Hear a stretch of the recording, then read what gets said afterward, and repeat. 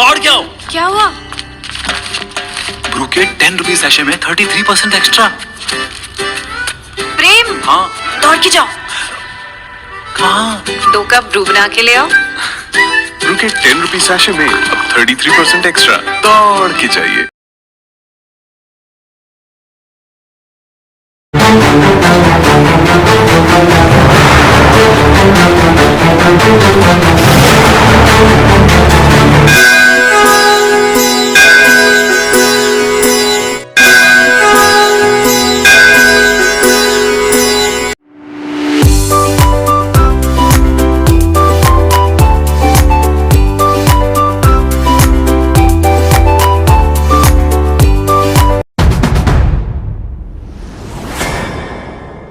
ರಾಜ್ಯದಲ್ಲಿ ಒಂದೇ ದಿನ ಹಲವು ಕಡೆ ಹುಸಿ ಬಾಂಬ್ ಇಮೇಲ್ ಬಂದಿದ್ದು ಆತಂಕ ಸೃಷ್ಟಿಸಿದೆ. ಬೆಂಗಳೂರು, ಮೈಸೂರು, ಹಾಸನ, ಬಾಗಲಕೋಟೆ, ಗದಗ, ಧಾರವಾಡ, ಹಾಸನ ಸೇರಿ 7 ಜಿಲ್ಲೆಗಳಿಗೆ ಬಾಂಬ್ ಬೆದರಿಕೆ ಬಂದಿದೆ. ಬೆಂಗಳೂರಿನ ಲಾಲ್ಬಾಗ್ ರಸ್ತೆಯಲ್ಲಿರುವ ಪಾಸ್ಪೋರ್ಟ್ ಕಚೇರಿ ಹಾಗೂ ಕೋರಮಂಗಲ ಬಳಿಯ ಪಾಸ್ಪೋರ್ಟ್ ಕಚೇರಿಗೂ ಇಮೇಲ್ ಮೂಲಕ ಬಾಂಬ್ ಬೆದರಿಕೆ ಸಂದೇಶ ಕಳುಹಿಸಲಾಗಿದೆ. ಮೈಸೂರಿನ ಹಳೆ ಕೋರ್ಟ್, ಬಾಗಲಕೋಟೆ ಜಿಲ್ಲಾ ನ್ಯಾಯಾಲಯ ಹಾಗೂ ಧಾರವಾಡ ನ್ಯಾಯಾಲಯ ಮತ್ತು ಗದಗ ಜಿಲ್ಲಾ ನ್ಯಾಯಾಲಯಕ್ಕೂ ಬಾಂಬ್ ಬೆದರಿಕೆ ಬಂದಿದೆ.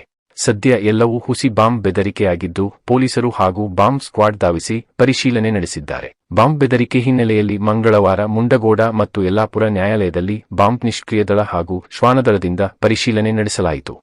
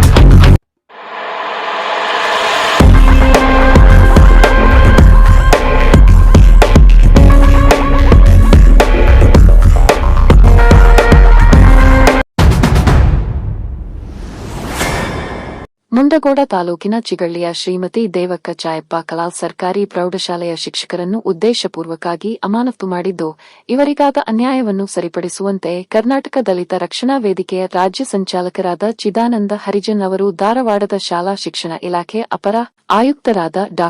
ಈಶ್ವರ ಉಳ್ಳಾಗಡ್ಡಿ ಅವರಿಗೆ ಮನವಿ ಸಲ್ಲಿಸಿದ್ದಾರೆ.